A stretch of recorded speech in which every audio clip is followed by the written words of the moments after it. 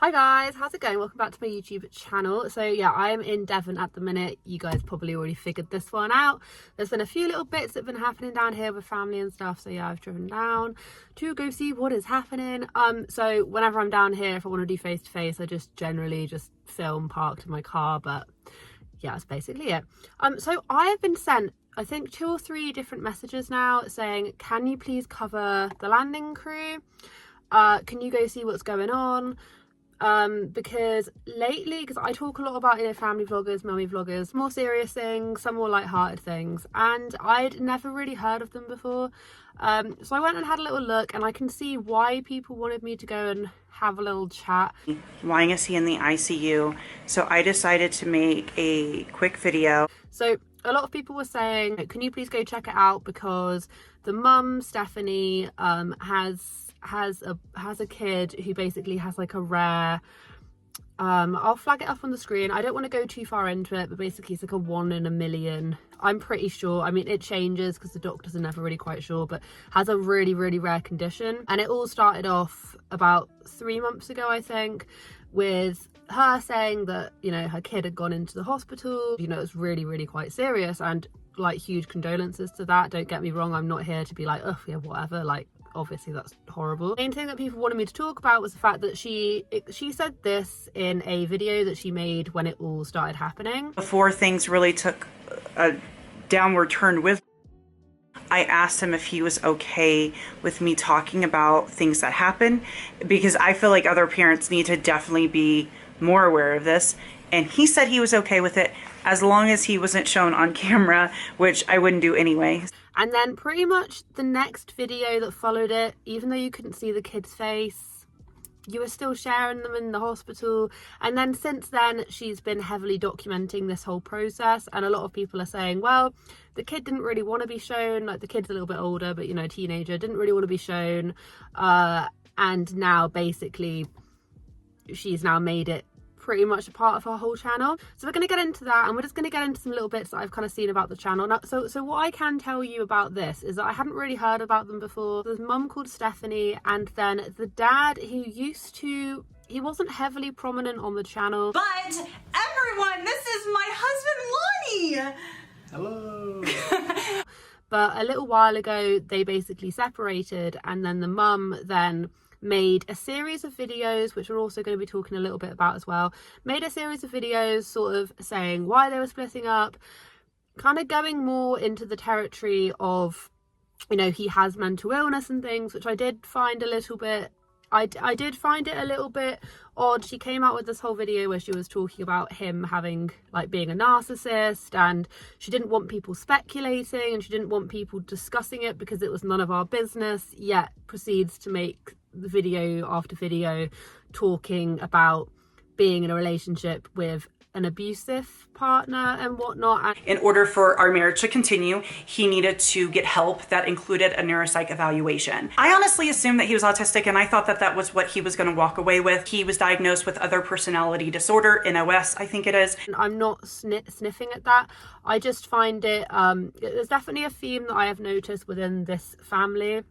It's not really a family channel, it's really the mum, but it's a theme that I've noticed where she'll upload videos such as the stuff with her kid and the stuff with her separation and all of this. She'll upload videos going into a lot of detail, very personal detail that aren't really hers. It's not her personal details, it's like her kids or her ex-husbands, or I don't know whether or not they're divorced or not, but she'll go into a lot of details and then follow it up with, oh, but it's no one's business, or oh, but I don't want you guys speculating over anything like this, but she'll then put all this information out there. And we all know that once you put something out on the internet, that is the kind of stuff that's going to happen. You can't make videos which are very much like, taking my wedding ring off, my child might have this and that, and then not expect people to have questions or to give advice, give feedback, give unsolicited opinions, because that's just the kind of stuff, if you're going to make a lot of money off of YouTube, and I always say this, you are going to have a life where you make a lot of money online. One of the major pitfalls to that, which you're going to have to take on board, is people giving their own opinions and, customer feedback, because at the end of the day, the people your customers are the people who are watching your channel, because without them you wouldn't get the view, you wouldn't get the money. So that's just the way I look at it. That it was because Lonnie did one thing or he didn't do one thing I wanted. It is very layered, very complicated, and honestly no one's business. So Stephanie, just like taking it all back, so Stephanie is actually quite big over on TikTok. She's called the Celtic something, and she does lots of like psychic readings, such as this one. Signs you were on Titanic in a past life. So supposedly she makes quite a bit of money out of that, and the main thing which drew people to the channel is she is an advocacy for autism. I think that's what she said. I would love to say that I'm going to focus solely on autism advocacy and all those things, which I love those things. So if you go back on any of the videos, she even like some of her earliest ones are all about some of her kids. I think most of her kids have autism. You know, talking about all of this, talking about children's meltdowns. I don't think she ever shows it, but I noticed there was a title with that in it, talking about potty training autistic kids. And once again, she does have quite a few which are very, you know, pregnancy related, and she has some videos which are more personal, but just from what I've gathered, bearing in mind I can't watch all of this content, just from what I've gathered, she uses things which are happening in her situation, and she uses them for monetary gain. So she does talk a lot about autism within her kids and how different ways to deal with it. I feel like she could have really made something there, but unfortunately she has to just tie it back to she ties it back to her kids a bit too much, and then gets annoyed when people then have their own opinions. What's now happened is when her and Lani, who is the ex-husband or the dad, or I don't know what their situation is right now, when they went through their whole like kerfuffle, there was a live which then quickly got deleted, and everyone talks about this live that was deleted where apparently Lani something happened. It was a bit of an odd dynamic. I'm not entirely sure what it was, and so there's basically a lot of talk about this live that I have not ever seen, and quickly after that she then comes on and says that oh, he was never physically abusive but mentally abusive, and just gives away a lot of information about Lani, because he's not there to defend himself. I just found it really quite uncomfortable. She was saying this stuff like, oh, I made him go and get like an evaluation for mental health and all of that, and then she's then arguing with people in the comment section when people have too many questions. She's saying it's no one's business to know these kind of things, but once again she's putting that information out there. A lot of people aren't believing it. Even now people are still like victimizing Lonnie, even though he's been so open that he has not treated me well. It's baffling, but it is what it is. Then there's this other side that's very toxic, manipulative, gaslighting, all those things. Emotional and mental abuse is just as valid.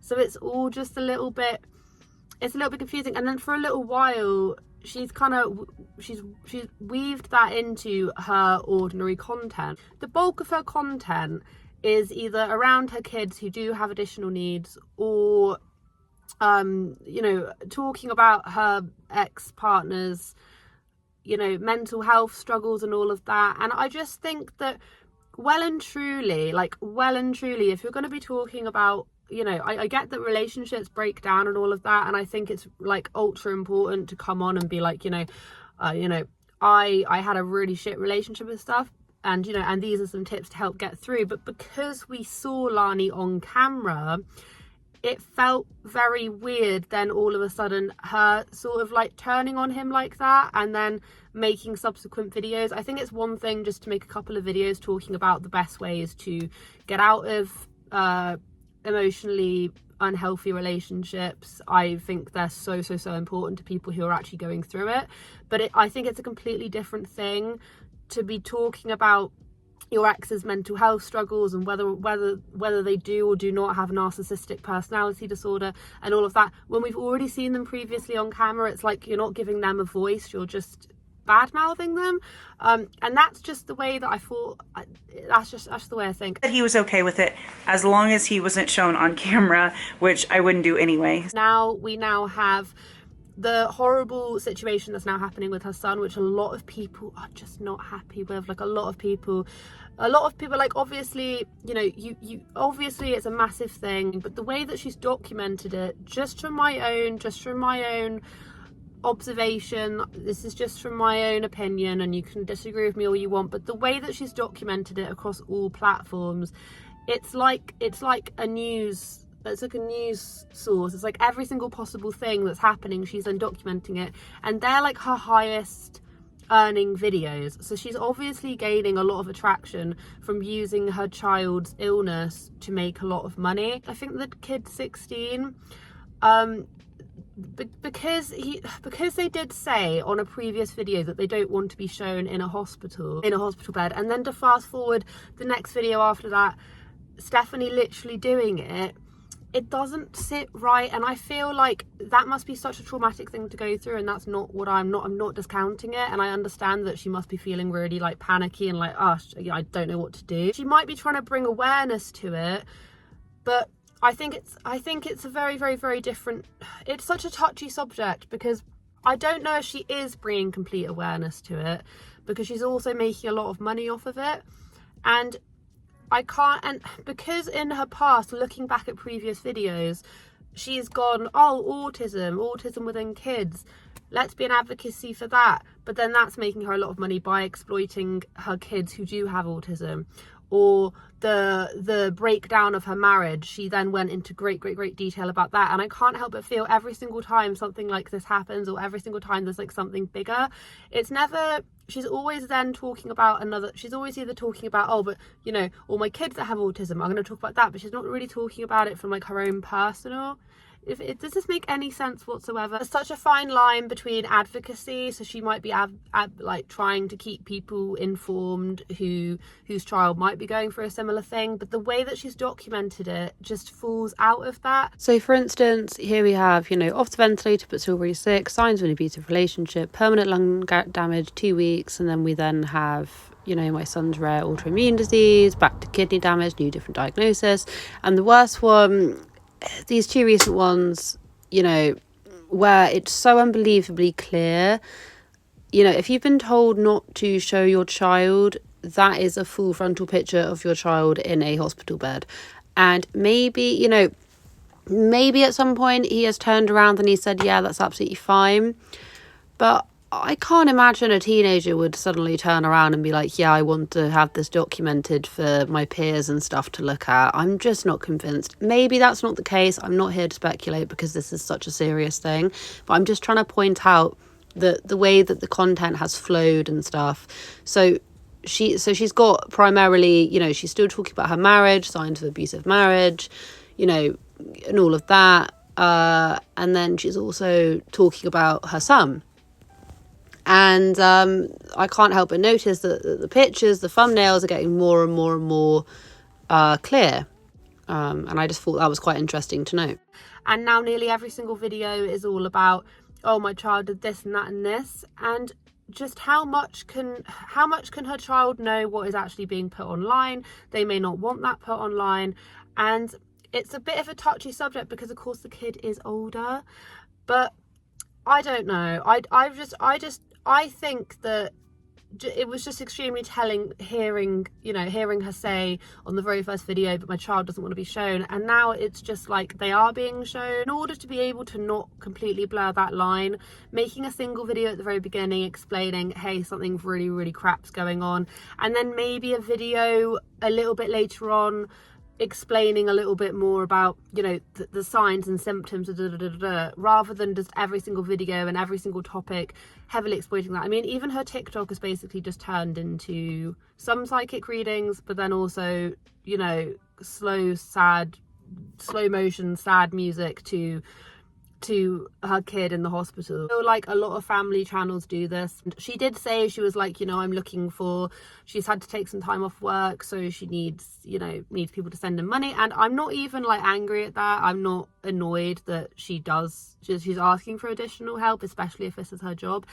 You know, I'm not annoyed at that, but then I can't help but feel, so this is the reason why you're really pushing the content that's going to make you the most amount of views. And that's kind of where I feel